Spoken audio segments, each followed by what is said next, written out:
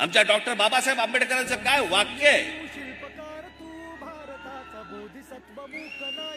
ते म्हणाले आमच्या लोकांच्या अंगामध्ये म्हणे